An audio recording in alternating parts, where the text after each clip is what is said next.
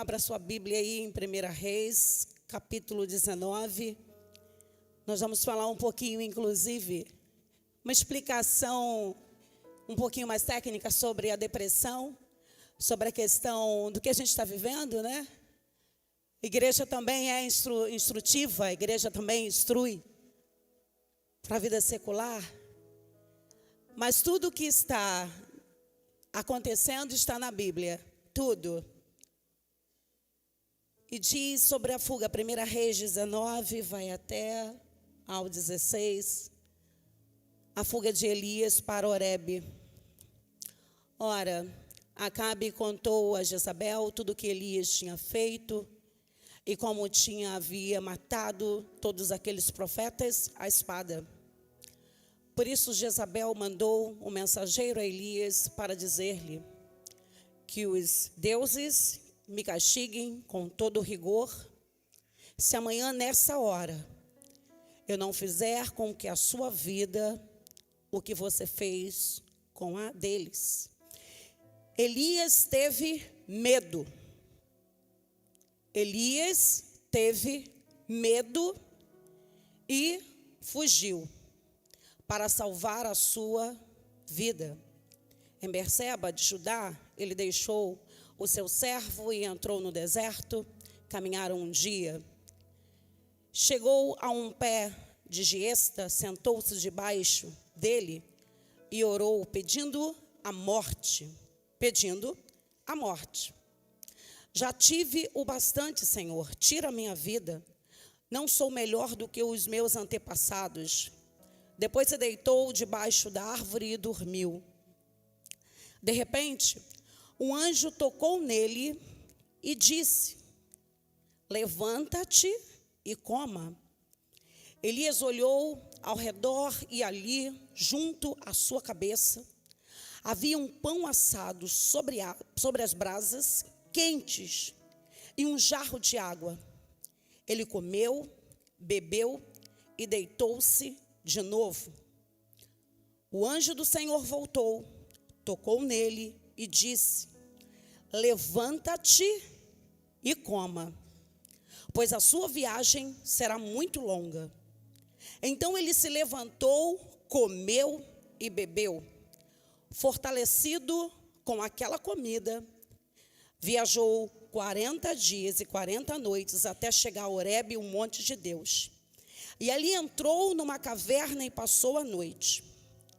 E a palavra do Senhor veio a ele: o que você está fazendo aqui, Elias? E Elias responde: tenho sido muito zeloso pelo Senhor, o Deus dos exércitos. Os israelitas rejeitaram a tua aliança, quebraram os teus altares e mataram os teus profetas à espada. Sou o único que sobrou e agora também estão procurando matar-me. O Senhor lhe disse: saia e fique no monte, na presença do Senhor, pois o Senhor vai passar.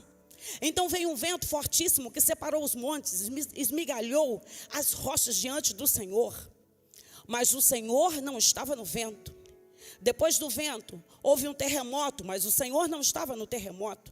Depois do terremoto, houve um fogo, mas o Senhor não estava nele. E depois do fogo, houve um murmúrio de uma brisa suave. Quando Elias ouviu, puxou a capa para cobrir o rosto, saiu e ficou à entrada da caverna. E uma voz lhe perguntou: o que você está fazendo aqui, Elias? Ele respondeu: tenho sido muito zeloso pelo Senhor, o Deus dos exércitos. Os israelitas rejeitaram a tua aliança, quebraram os teus altares e mataram os teus profetas à espada. Sou o único que sobrou e agora também estão procurando matar-me. O Senhor lhe disse: volte pelo caminho por onde veio e vá para o deserto de Damasco. Chegando lá, unja Hazael como rei da Síria. Unja também Jeú, filho de Ninsi, como rei de Israel, e unja Eliseu, filho de Safate, de Abel Meolá, para suceder a você como profeta. Espírito Santo, o Senhor está aqui. Que a tua palavra seja ministrada. Não tem nada a ver sobre nós. Tudo tem a ver com o Senhor. Que essa palavra possa vir tocante aos nossos corações. E que abra o nosso entendimento. E que a nossa vida seja transformada. Porque para isso estamos aqui. Para isso estamos aqui. Para isso estamos aqui. Para isso estamos aqui. Para isso estamos aqui. Estamos aqui. Estamos aqui. Estamos aqui diante do teu altar. Oh, para ministrar a cura, para ministrar a libertação e para ministrar a palavra do Senhor que tem o poder de mudar vidas nessa manhã. Ei, em nome de Jesus.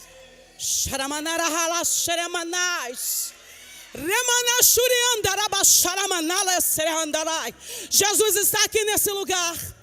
Jesus está aqui nesse lugar.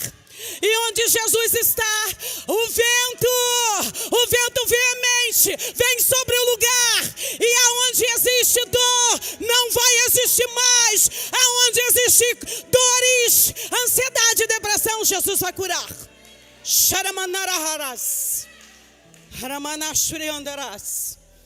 Glória a Deus.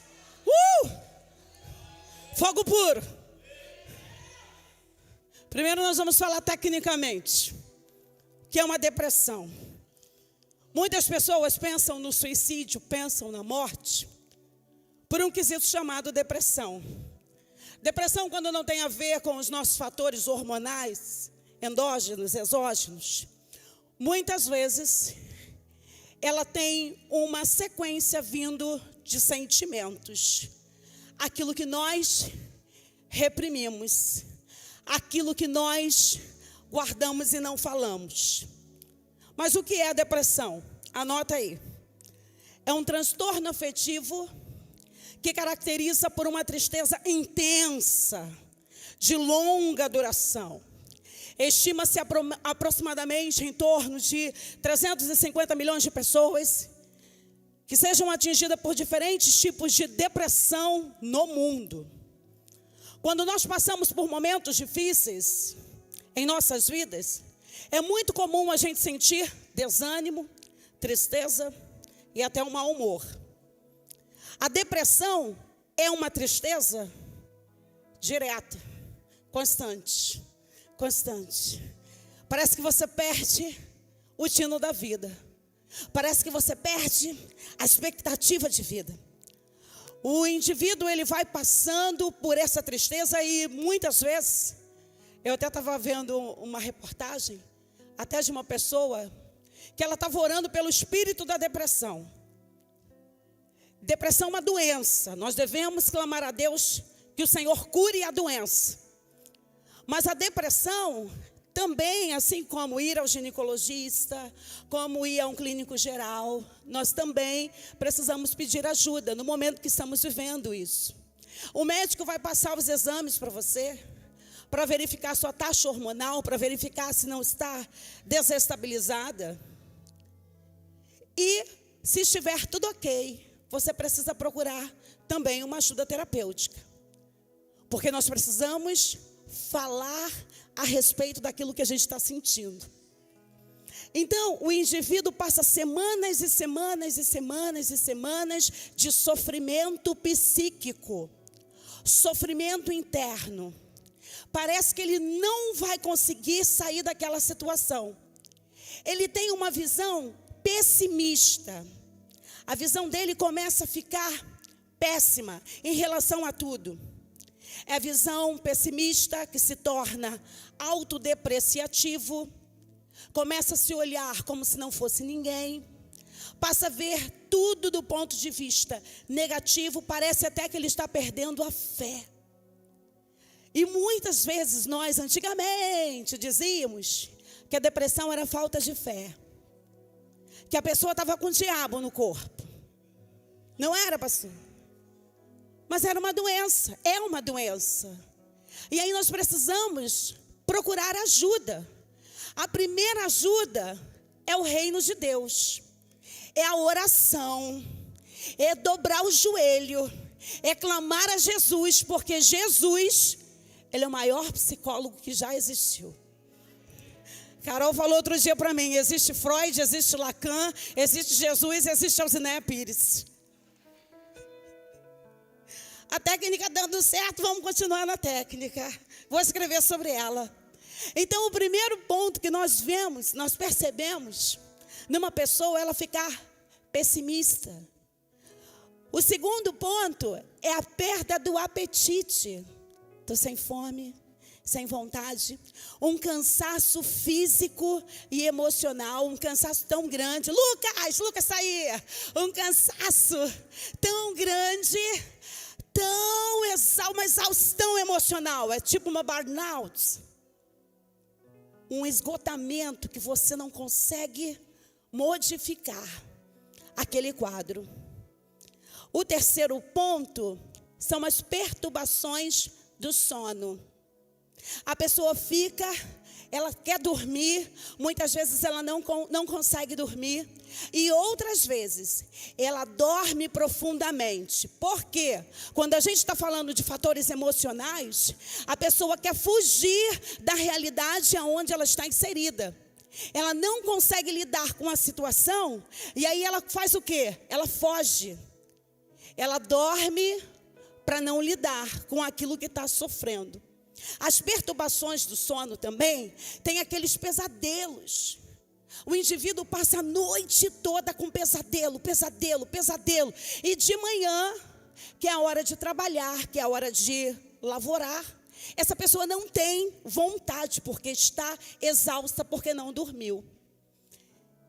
O quarto ponto é um sentimento da indignidade e de culpa. Por exemplo, algumas pessoas deprimidas por crises financeiras podem sentir culpadas por não serem ricas, que não tem sentido nenhum. E essas culpas, reais ou não reais, advêm da síndrome do coitadinho. É quando aquela pessoa entra num quadro de vitimismo. Eu sou coitado, isso só acontece comigo, eu sou assim, eu sou assado. A pessoa começa a entrar num quadro triste, melancólico, e acaba se tornando uma pessoa vítima. O isolamento social, a introspecção, a pandemia, nós passamos muito por isso. Trabalhei de 7 da manhã às 10, 11 horas da noite. Muitas pessoas com medo. E o medo pode te deprimir. O medo deprime, porque você não sabe o que vai acontecer amanhã. Existem vários fatores que deixam a gente com medo nesse mundo. Não saber o que vai acontecer amanhã. Não saber se a gente vai ter dinheiro para pagar as contas. As expectativas que são frustradas. Os adolescentes, muitos adolescentes que eu atendo, o sentimento de não pertencimento. Não me sinto pertencente a esse grupo. Ele está no grupo, mas ele não pertence àquela tribo. O sentimento de inadequação. Me sinto inadequado para aquele lugar, para aquela função, para aquele ambiente. Mas esse é outro papo. E a cultura do cancelamento, que nós aprendemos em 2017. A cultura do cancelamento, geralmente os jovens adolescentes fazem muito isso. Isso aconteceu em 2017, quando um artista, um famoso, dizia alguma coisa. E aí, quando a gente não gosta daquilo que a pessoa fala, a gente cancela a pessoa. Já ouviram falar? Os adolescentes sim, né? Na cultura do cancelamento. Quando a gente não gosta, a gente cancela. Como é que a gente cancela? Rejeitando a pessoa. Como é que a gente rejeita a pessoa? Isolando a pessoa. Fazendo com que a pessoa não se sinta bem naquele lugar. Só que o adolescente, o jovem, a gente já está velho, né? A gente já sabe lidar com isso, glória a Deus. Mas o adolescente, ele não sabe lidar com a rejeição, né, Mari? Ele não sabe lidar com a frustração, com esse não pertencimento. Ele não sabe lidar com a rejeição do ambiente. E isso frustra esse adolescente, esse jovem, essa pessoa, por que não? E essa pessoa quer fugir daquele lugar. porque essa pessoa tem medo de não ser aceita. Por isso que nós precisamos resolver bem dentro da nossa cabeça quem nós somos em Deus, Valesca. Porque quando nós resolvemos quem nós somos em Deus, nenhum impedimento, nenhuma palavra, nenhuma ameaça, nenhuma situação difícil, nenhuma palavra de maldição paralisa a nossa vida, porque nós sabemos quem nós somos em Deus. Aleluia. Os sintomas: perda do apetite, sentimentos de culpa, sensação de inutilidade. Eu não sirvo para nada. Eu estou aqui, mas não sirvo para nada. Eu não sei fazer nada. Quantas vezes nós falamos isso? Eu estou ali, mas não sirvo para nada. Eu sou mais um. Eu sou apenas um número. Quantas vezes nós falamos isso na empresa, na família, não na igreja. Na igreja não. Porque na igreja não existe o sentimento de inutilidade. Porque nós somos úteis para o reino de Deus. Sensação de cansaço, diminuição da capacidade de concentração, dor crônica, indecisão, insegurança, medo e choro fácil, diminuição do impulso sexual, libido que baixa. Esse é outro papo por enquanto de mulheres. Hipocondria, redução da capacidade de experimentar prazer, desesperança, logo, desejo de morte. Vocês prestaram atenção que Elias, vamos para a Bíblia, ele vem passando, eu amo Elias, o pastor até falou sobre ele.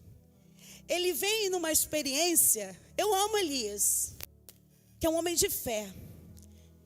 No 17, ele é alimentado por corvos. E aí a viúva de Serepta alimenta ele. Depois ele encontra com Obadias. Depois ele está no Monte Carmelo. Depois ele desafia 450 homens mais. Ele vem numa missão muito grande. Ele vem numa missão de milagres. Ele vem numa missão de fazer. Ele vem numa missão de fazer o melhor para o reino de Deus. Esse homem, o mesmo homem, cheio de intrepidez, cheio de fé, cheio de ousadia que a gente se inspira, esse homem agora está no discurso: estou com medo, eu vou fugir. Por que ele sentiu medo?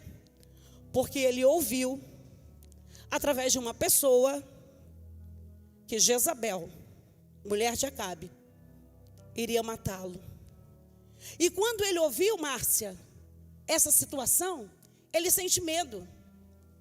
Ele fica com medo porque ele falou: agora vai ser comigo. Já pegou um montão. Vai chegar a minha vez. Né, Alessandra? Muitas vezes a gente fica preocupado. A gente fica preocupado com aquilo que vai acontecer. Aconteceu com tantos, vai acontecer comigo. Na Covid nós vimos isso, muitas pessoas morreram, eu vou morrer também. Eu estou com medo, eu estou desesperado, eu não consigo sair do lugar, porque o medo trava a nossa vida. O medo paralisa a nossa vida. O medo não permite que a gente vá adiante. Diz a Bíblia, que nós lemos, que ele teve medo e fugiu. E o mais interessante é que quando ele foge, ele se senta ali embaixo de uma árvore. E aí ele fala assim: Deus, não quero morrer, não quero viver, tira a minha vida. Porque eu não sou melhor do que os meus antepassados. Em outras versões dizem: não sou melhor do que os meus pais. Ele se compara com alguém. Comparação. Outra situação que faz as pessoas ficarem deprimidas. Se compara com o outro. Quer ser igual ao outro. Porque o outro é bem sucedido em tal coisa e você quer ser bem sucedido na mesma coisa. Queridos, quando nós entendemos que nós não somos iguais a ninguém, cada um tem o seu jeitinho, cada um vai ser útil do jeito que Deus te criou, na obra que Deus te criou, você vai entender o sentido da vida. Você vai entender o sentido da vida. E Elias, ele olha para o passado, the past. Ele olha para o passado e diz: não sou melhor do que os meus pais. Uma pessoa em depressão, já disse em uma outra época, quando não são fatores hormonais, estão ligados aos nossos sentimentos, ao passado. Depressão depressiona para baixo, faz com que você se sinta para baixo, pressionado para baixo, e é o excesso de passado. Eu olho para o passado, eu lembro das lembranças, eu lembro das histórias, eu lembro do que vivi, eu lembro dos passados, dos meus fracassos, e digo: não vai dar certo, não sou melhor do que fulano, fulano não conseguiu, eu não vou conseguir também. E ele faz uma comparação com os seus pais, expectativa, realidade. E nesse momento que ele pede para morrer, porque ele não se sente adequado para vencer mais essa batalha, ele esquece das batalhas que ele já tinha vencido. Ele esqueceu que ele foi alimentado por corvos. Ele esqueceu que Deus enviou uma viúva para cuidar dele. Ele esqueceu de tudo que Deus já havia feito no Monte Horebe. Ele esqueceu que ele é o profeta maior e que quando ele ora, o fogo do céu cai. É o mesmo homem que o fogo desceu e agora ele está cansado, ele está exausto. A exaustão emocional faz isso com a gente. O cansaço. Quando a gente está cansado, a gente precisa descansar. Porque a gente não pensa bem quando a gente está cansado, exausto. Diz a Bíblia que ele vai para a caverna. E o discurso dele é repetido 2 vezes. Eu sou muito zeloso na sua obra. Ó, Senhor, olha, eu sou zeloso. Eu fiz tudo o que o Senhor queria, estou parafraseando. E ele fala o mesmo discurso por 2 vezes no mesmo capítulo. Eu sou o único que restou dos profetas do Senhor. Quando a gente está em depressão, a pessoa que está em depressão, ela vai repetindo o mesmo discurso. Já sentou para conversar com uma pessoa adoecida? Uma pessoa que perdeu alguém? Uma pessoa que perdeu um emprego importante? Ela só fala naquilo. O tempo todo ela repete. A gente fala: meu Deus, a pessoa não tem outro assunto. Porque o que está dentro dela é aquilo ali no momento. Então uma pessoa adoecida, ela vai repetir. Elias repete por 2 vezes. E aí, Elias está deprimido, está para baixo. Por que ele foge? Porque ele foi ameaçado por uma mulher. O que deixa a gente mal? A ameaça.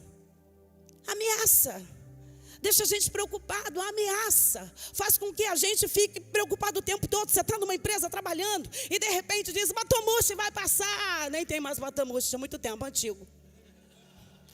Se atualiza, pastora. Carol, me dá uma ajuda, RH mais novo. Estou velha. Agora é o que, Carol? Quando vai ter corte de pessoal? A barca vai passar.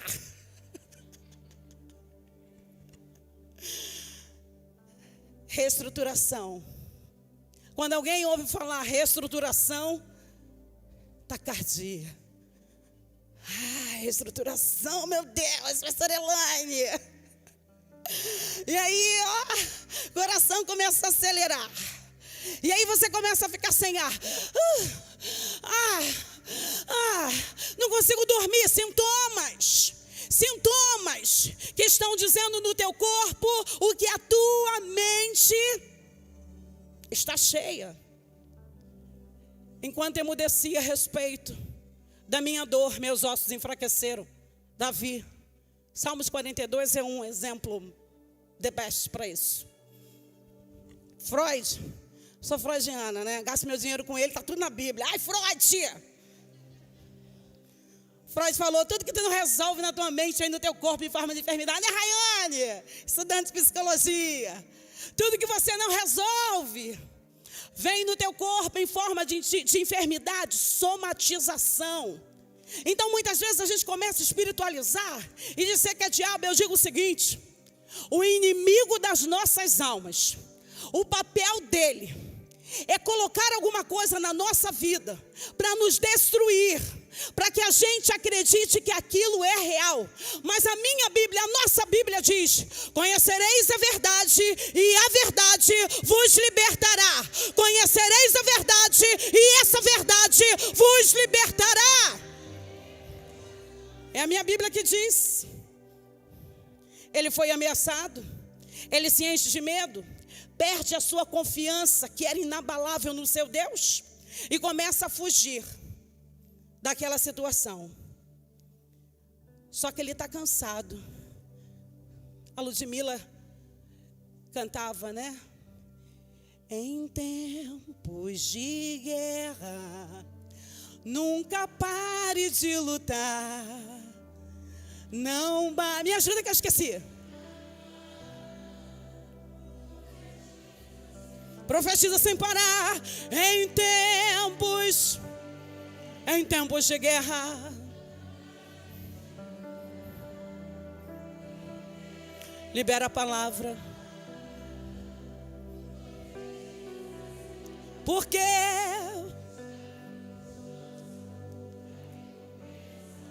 ela vem.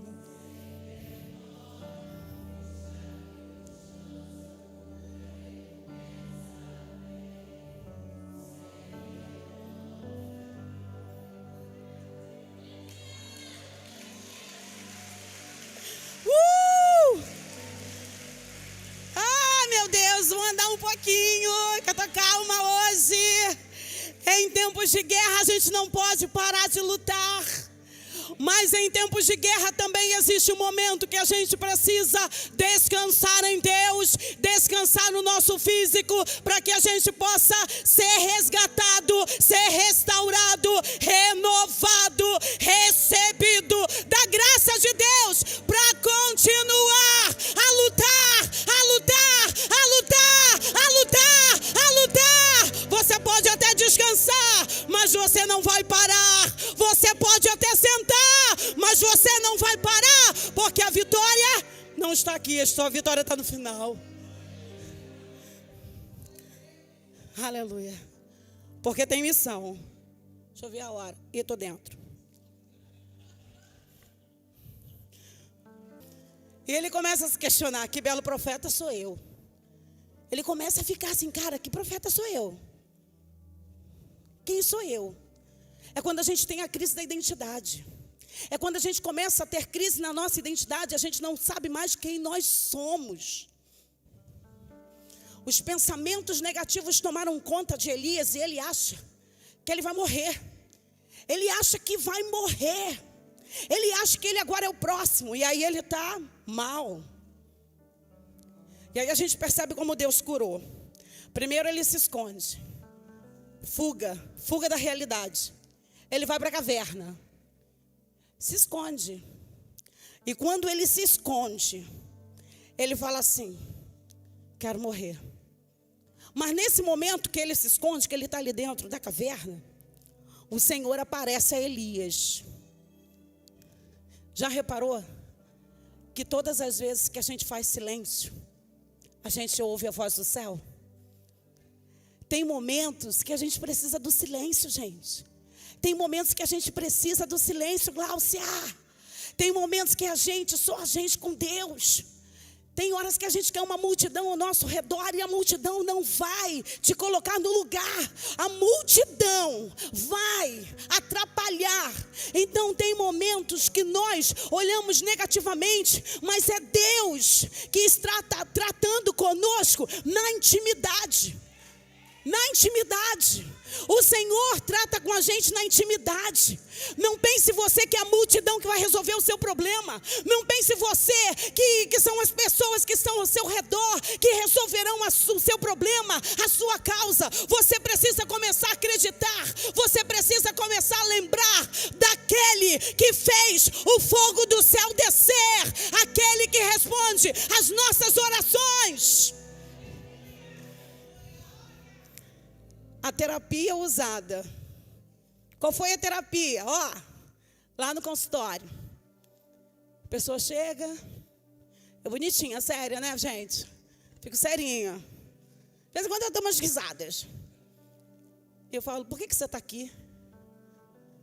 Por que você veio aqui? Qual a sua demanda? E a pessoa começa a me explicar o que está trazendo esgotamento para ela e parece que ela não vai conseguir.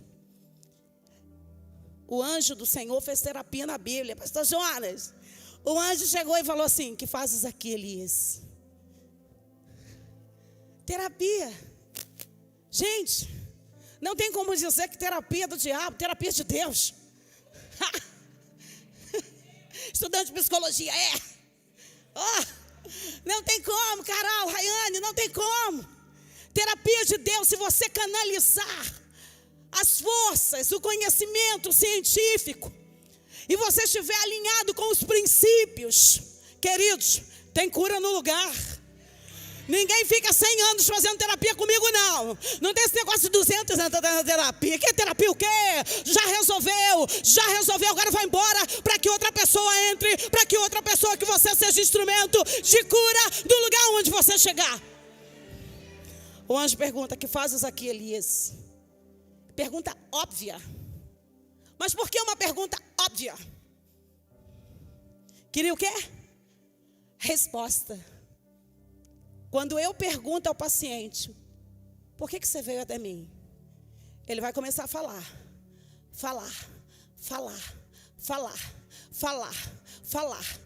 E olha, quando a gente fala, a gente fica mais leve, Deise. A gente fica mais leve. Porque você está colocando para fora. Você não está desabafando com qualquer pessoa. Você não está desabafando para ir para a rede social. Você está desabafando porque você acredita que falar, você vai ter consciência, vai sair do campo da inconsciência, que existe frágil inconsciente. Ele diz que nós somos guiados pelo inconsciente, pelas histórias que nós vivemos, pelas histórias que nós aprendemos. Ele tem razão, mas só que a minha Bíblia diz que nós não somos guiados por vistas, mas nós somos guiados pelo Espírito Santo de Deus. E aí ele começa a lamentação dele. Que fazes aqui, Elias? Estou aqui. Não sou bom, né? Não sou melhor que o meu passado. Pô, Jesus. Quantas vezes a gente fica assim, né? Não sou melhor. Não sou bom o suficiente. Sou inadequado. Quando a gente olha para Abraão, Abraão não tinha idade mais para ser adequado. Abraão já estava... senhorzinho, coroa, Alzinéia, 52, com tudo em cima. E muitas vezes a gente acha que a gente está inadequado para alguma coisa, queridos. O chamado de Deus acontece no momento que você estiver preparado para aquele chamado. Então muitas vezes a gente fica preocupado, sou criança, sou adolescente, sou jovem, sou velho e se sente inadequado. Queridos, Deus usa criança, Deus usa adolescentes, Deus usa adulto e Deus usa anciões. Porque a Bíblia diz, a mulher mais velha ensina a mulher mais nova a ter sabedoria. Isso é o quê? Cultura de vida, cultura do céu. Aí de repente, o anjo tocou nele e disse, levanta-te e coma. Olha a terapia. Quando você está para baixo, você precisa se levantar, porque a gente não quer andar. A gente quer ficar deitado. Come e deita quando come. Tem gente que não come. Aí o anjo diz assim, levante-se, ação.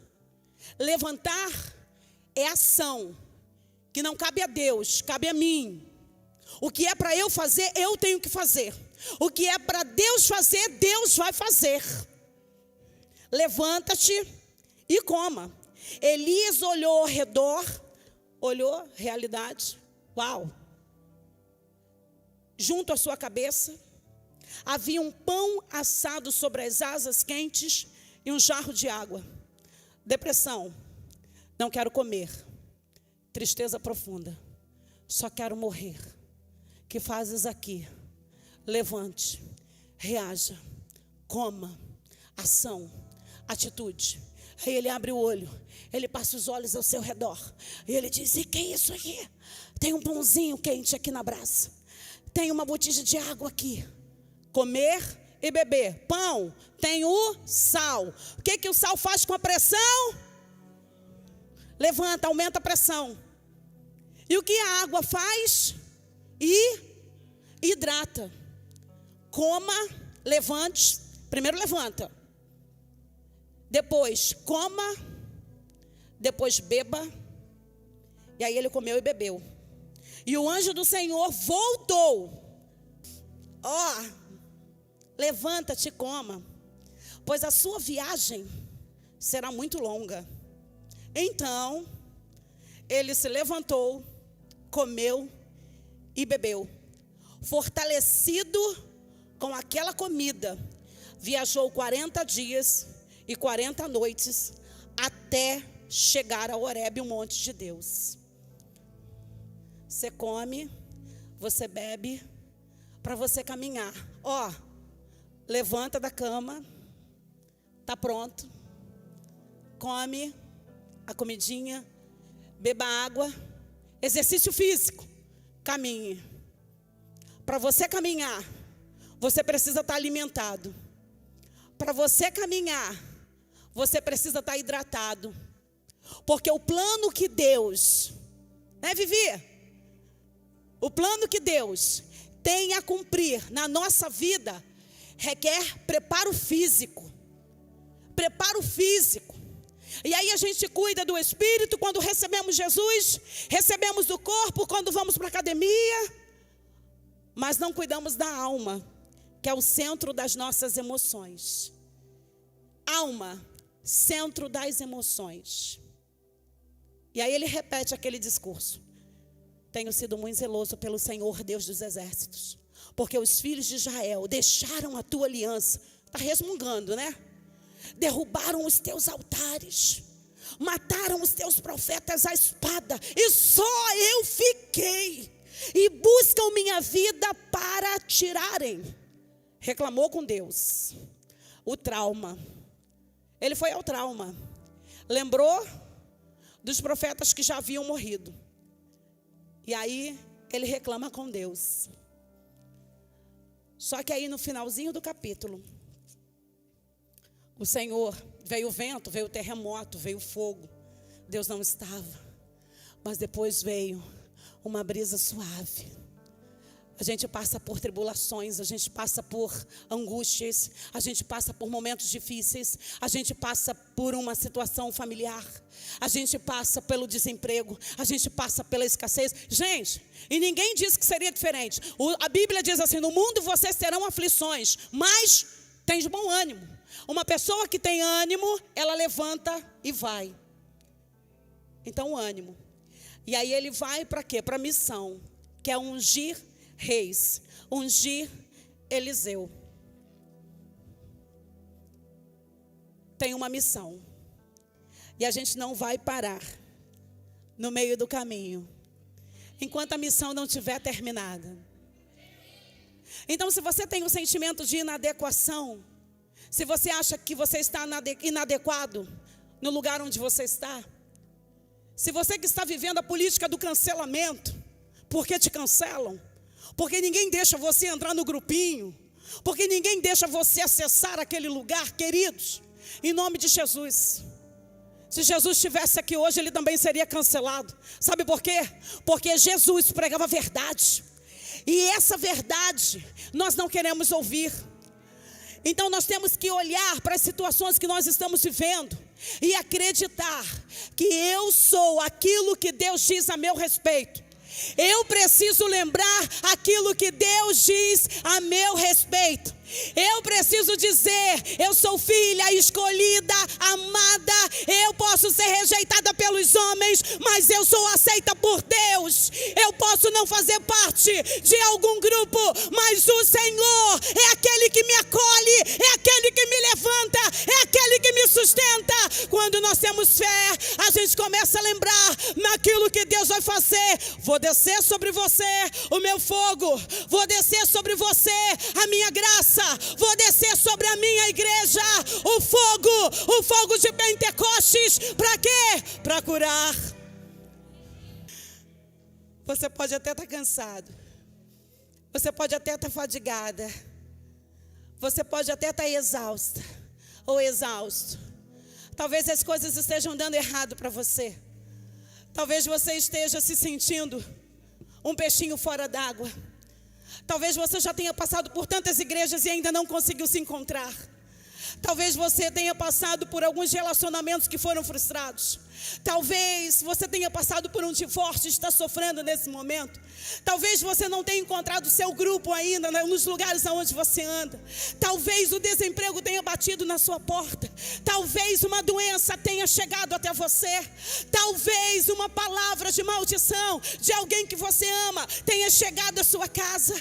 Talvez alguém tenha dito para você: você não vai ser ninguém, você não é ninguém. A sua família foi família perdedora, a tua família foi desestabilizada, a tua família foi disfuncional. Mas sabe o que Deus diz nessa manhã?